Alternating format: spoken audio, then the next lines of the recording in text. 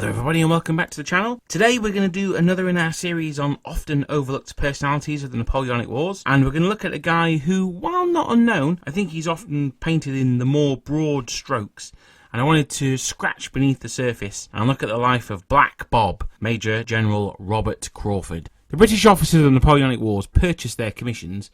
Well, and though, a large number were raised from the ranks, as many as 1 in 5 by 1814, the vast majority, and almost the entirety of field officers, so that's major and above, paid for their position. Because of this, a reoccurring theme that'll be, throughout this series when we talk about British officers is that they were the sons of privilege, and Robert Crawford, absolutely no exception. Born in Scotland, he was the third son of the first Baronet of Ayrshire. He enlisted as an ensign in the 25th of Foot in 1779, and by 19 he'd already become a company commander after a stint in Berlin, where he studied the army of Frederick the Great, and even got to review the Prussian army in Potsdam after a personal invite from Frederick himself.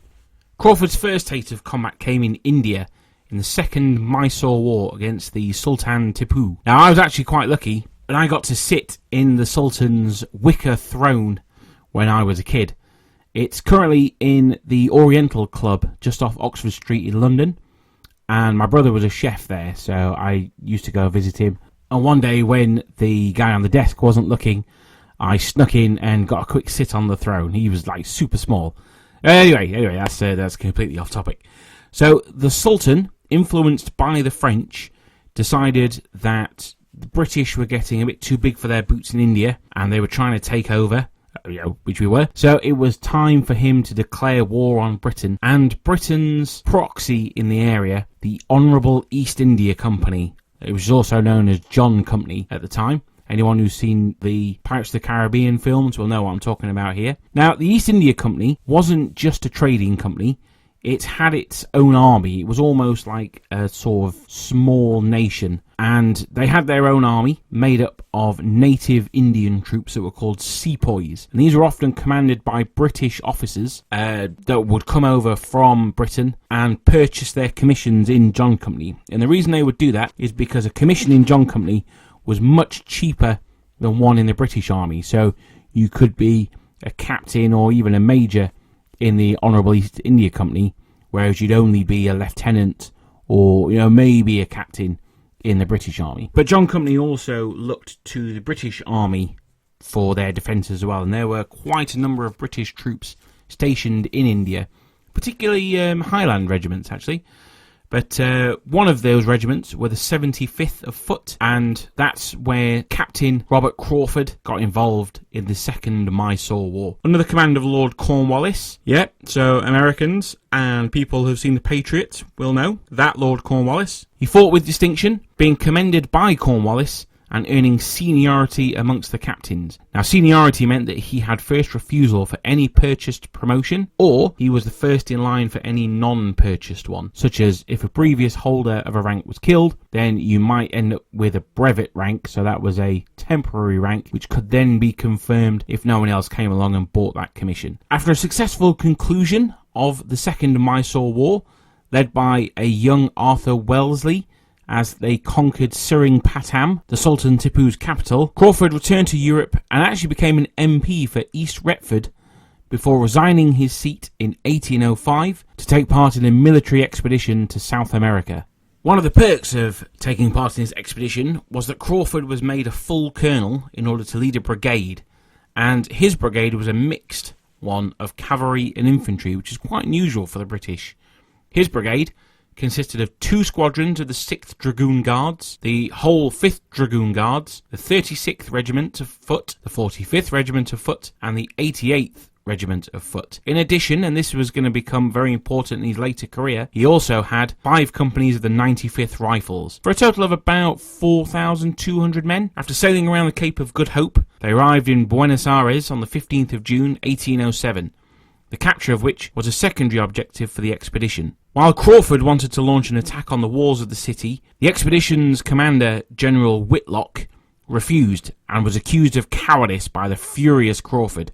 The French then retreated from the walls, and used the extra time that General Whitlock had given them to retrench the streets and deploy their heavy cannon. In vicious street fighting, Crawford's brigade was forced to retreat to the convent of St. Domingo, where his brigade was surrounded by 5,000 of the enemy and forced to surrender at 4 p.m. 1,070 officers and men were killed or severely wounded, and Crawford and coadjutor Edmund Pack of the Royal Horse Guards were incensed. They offered to shoot the traitor Whitlock when they returned to Hythe. The general compounded his treason when Linnea, the Spanish commander, offered to return his prisoners and the encircled 71st Regiment if General Whitlock agreed to surrender the territory of Montevideo and promised to withdraw his troops beyond the River Plate. The general took this offer, and Crawford left in despair. Perhaps fortunate for Whitlock and Crawford, though, there was no time for this infighting. No sooner had he got back to Britain than Crawford sailed for Spain with an army to reinforce Sir John Moore's troops facing the monster Napoleon Bonaparte. Commanding the 1st Flank Brigade, Crawford had under him 3 battalions, one of the 43rd of Foot, one of the 52nd, and another one of the 95th, facing off against the corps of Soult advancing quickly towards them, and the Emperor advancing from Madrid. In late winter, Christmas Eve in fact, 1808, Sir John Moore, the commander of British forces in the Spanish Peninsula, ordered a retreat, back through his lines of communication to Corunna. Crawford, being the freshly arrived troops, formed part of the rearguard, fighting almost constantly with the pursuing French forces, before splitting off and heading towards Vigo, which required him to go through snow-filled narrow mountain passes from New Year's Day until the 12th of January, when they reached Ourense. Men died of hunger and of the cold. Packs of wolves followed them through the mountains. It was a retreat with all the privations that armies in history have experienced, but at least the pursuit had ended. Writing of Crawford in this time in his excellent memoir, The Life of Rifleman Harris, Harris wrote, "No man but one formed of stuff like General Crawford could have saved the brigade from perishing altogether, and if he flogged 2, he saved hundreds from death by his management. He seemed an iron man. Nothing daunted him, nothing turned him from his purpose. War was his very element, and toil and danger seemed to call forth only an increasing determination to surmount them. I shall never forget Crawford. If I live for 100 years, I think, he was everything in a soldier." Crawford was a strict disciplinarian, brooking no wilfulness and folly, be it from officers or men. When he was watching a river crossing on the retreat, an officer was being carried across out of the freezing water by his servant. Crawford, incensed, bellowed that the man should be carried back to the start of the river and cross again on foot. The officers would suffer the same privations as the men. It was this stern but paternal feeling for his men that would be seen in other great British divisional officers such as Rowland Hill and, to an extent, the Duke of Wellington himself, and this is what made the British Army love their commanders so much. However, the British weren't driven off the Iberian Peninsula for long, and in May 1809 Crawford and his brigade set sail again, this time for Lisbon. They were delayed by bad weather, arriving sometime after the rest of the army. At Lisbon, though, the brigade purchased pack horses, and accompanied by Captain Hugh Ross's troop of horse artillery, they marched to join the main army. By the 20th of July they had reached Zarzamayor, and on the 22nd of July they were at Coria. On the 27th the Light Brigade marched to Navalmoral. Before dawn on the morning of the 28th, Crawford started his attempt to join Sir Arthur Wellesley before the French attacked him at Talavera. The march which followed was one of almost unparalleled in military annals. While the distance as the crow flies from Navalmoral to Talavera is a little over 38 miles, the actual marching distance is about 42 miles, probably more when you take into account the turns and the windings of the road. In the full heat of the Spanish summer, and in full regimental kit, the soldiers suffered from terrible thirst, and in spite of covering 45 miles in 26 hours, Crawford and his men arrived too late to participate in the battle. In early 1810, Wellington obtained intercepted secret letters from Marshal Soult to the King of Spain of the planned attack on Ciudad Rodrigo. The bulk of the army was moved into northern Portugal, and on the 1st of March, Crawford's Light Brigade became the Light Division. Initially, he had 2,500 men from the 1st Battalions of the 43rd, the 52nd and the 95th, together with a troop of horse artillery and one regiment of 500 cavalry from the 1st Hussars of the King's German Legion. On the 28th of March, these were augmented by 1,000 men from 2 battalions of Portuguese catadores, the 1st and 2nd. The latter of these units was afterwards changed for the 3rd, which was reckoned the most efficient corps that could be selected from Marshal Beresford's command. The cavalry force was also increased by 2 more squadrons of the 16th Light Dragoons, and by early July, the addition of 3 squadrons of the 14th Light Dragoons. Robert Crawford, though only a brigadier and junior of his rank, had been chosen by Wellington to take charge of the outpost line because he was one of the very few officers then in the Peninsula in whose ability the commander-in-chief had absolute confidence. Only with Crawford, Hill and Beresford did Wellington ever condescend to enter into explanation and state reasons.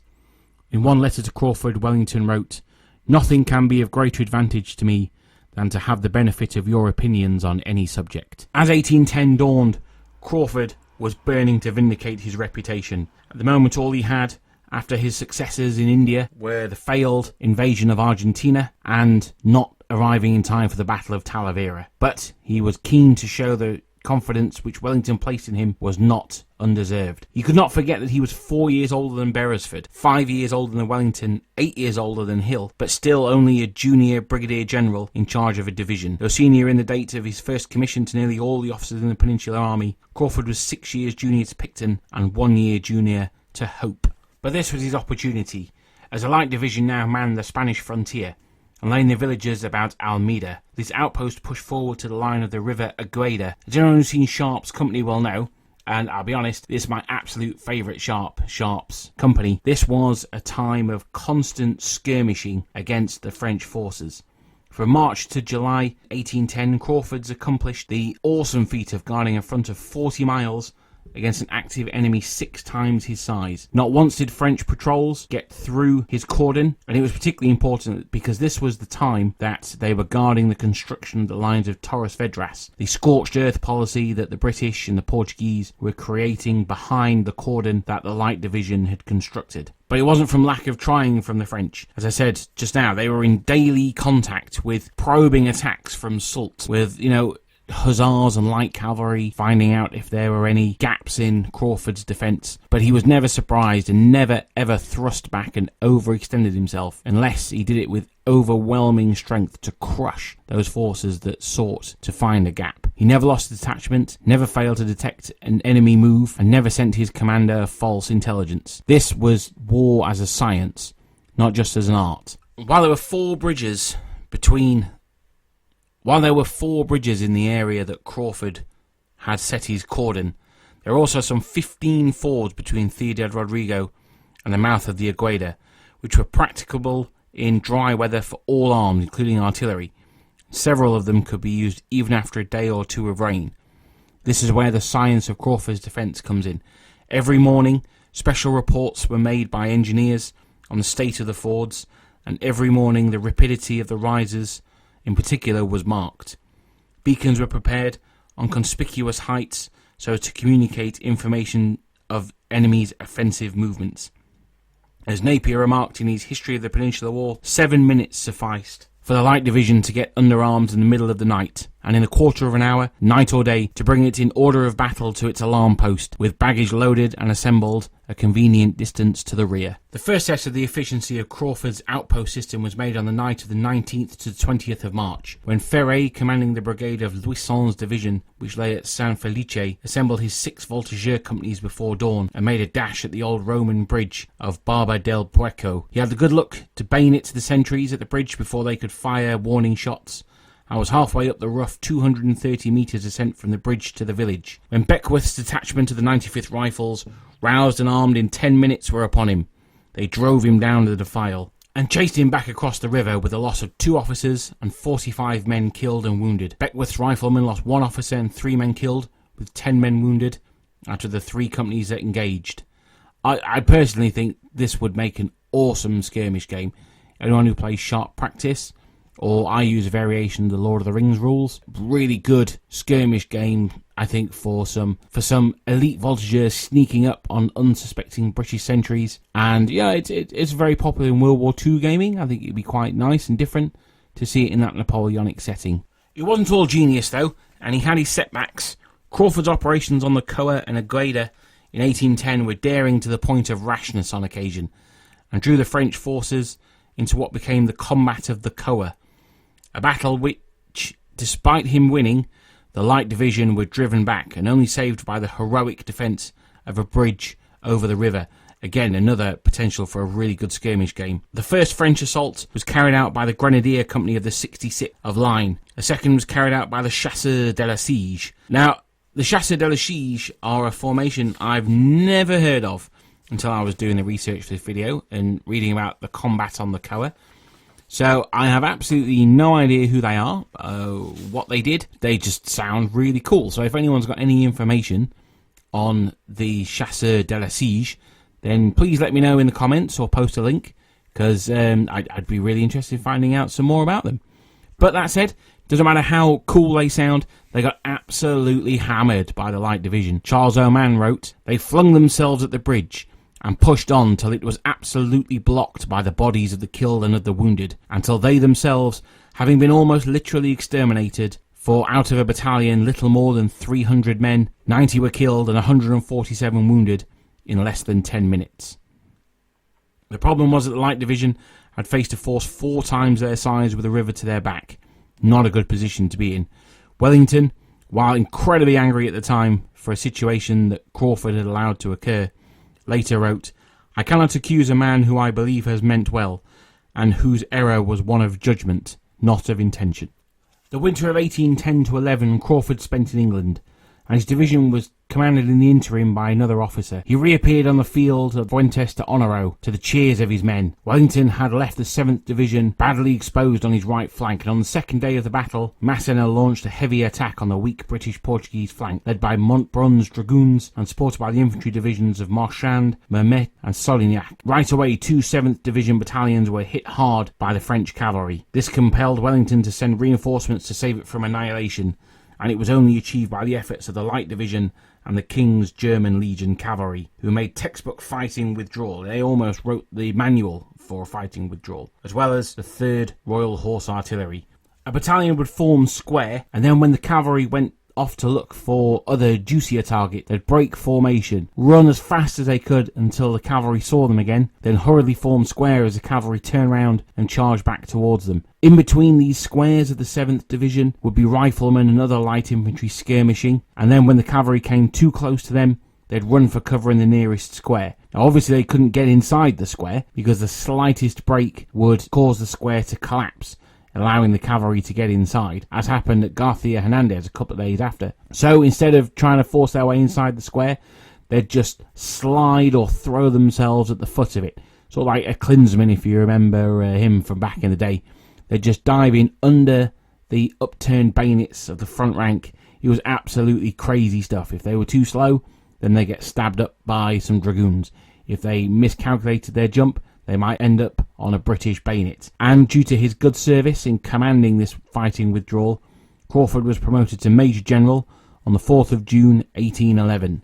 In January 1812, Wellington decided it was time to finally go on the offensive, and in order to keep the French guessing where the main axis of attack would come from, the 2 fortresses on the Spanish-Portuguese border, Ciudad Rodrigo and Badajoz, had to be taken. But these were modern fortifications built in the Vauban star fort style, and they would be very tough nuts to crack. The first was about halfway up the border and was Ciudad Rodrigo. After 5 days of bombardment by a number of artillery pieces, including gigantic 24-pounder siege guns, 2 breaches were made. The 19th of January was selected to be the night of the storming. 2 divisions would be tasked with the storming of the breaches. The main breach would be attacked by Picton's Fighting 3rd, and those of you who've seen my Salamanca battle report know that I love the 3rd. They're my favourite British division. The lesser breach, not super creative in the names for breaches, these guys. The lesser breach was to be stormed by the Light Division. Stormings were horrible affairs. Casualties were high with no certainty of success, and Wellington was notoriously poor at them. It was once said of him, he only has to see a wall and he throws men at it as if there were no other way. Because of this, officers, even the most senior officers, were required to be up on the rubble, urging their men on, sharing the danger with their men. Doing this, waving his hat, cajoling his men forward, Major General Robert Crawford perhaps by luck, perhaps by the keen eye of a French marksman, was shot, falling mortally wounded. He was carried from the breach by one of his aides, Lieutenant Shaw of the 42nd. Black Bob Craufurd clung on for 4 days, but eventually he died. He was buried under the rubble of the breach and had a monument put up to him in St. Paul's Cathedral, along with another senior casualty of that night, General McKinnon. And so ended Robert Crawford, a hard-driving disciplinarian that was both feared and loved by his men and officers in equal measure. The Light Division would go on to achieve great feats across Spain and even onto the fields of Waterloo, and it was the memory of Black Bob that would allow them to do this. So now we've learned a little bit about Robert Crawford and the Light Division. How is he used in Black Powder, and how can we represent him on the table? Well, he's actually got rules in Black Powder. They are in Albion Triumphant Volume 1. And, you know, he's got the stats you would expect from a good commander. He's got a strategy rating of 8, which is as good as General Hill's, not quite as good as Wellington's himself. So, you know, it's pretty solid. He's also got the high independence personal quality from the Black Powder rulebook as well. So that allows him to operate not necessarily so close to the Duke. And I think that's really good because that represents his more, you know, not disjointed, that's not the right word, but his more low-level leadership. He adds 1 to the attack of any combat that he's in, so that's fairly standard for most commanders. And he's got a special rule, Epic March, which is troops under his command may make a free move before the battle. So I really like that. I think that's quite cool. It allows you to throw out that light infantry skirmish screen, you know, in front of your troops. So yeah, no, I think they show him quite well. I would perhaps give him a calming influence on his men to represent that fact that he would insist that men and officers shared the same dangers and things like that. So perhaps 1 to the first morale roll of the battle or something like that.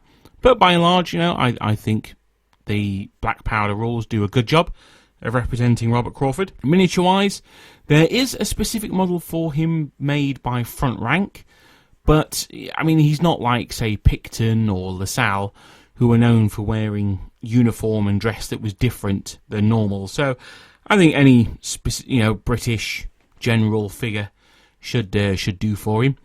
And, you know, stick him on a round base. That's how I base my commanders anyway. And I think you're good to go. So thank you very much for listening this far. I hope you enjoyed this incredibly brief rundown of the career and life of Sir Robert Crawford. If there's anything that I've missed or anything that you wish I added, please add it into the comments down below. I'm sure you will. And please let me know if there's anyone else that you'd like to see in this series as well. It's a series I want to do quite a few of. I've got some already cocked, locked and ready to rock. But if you let me know which ones you want to see, then I might look at getting those done as well. But until next time, thank you very much for listening, and goodbye.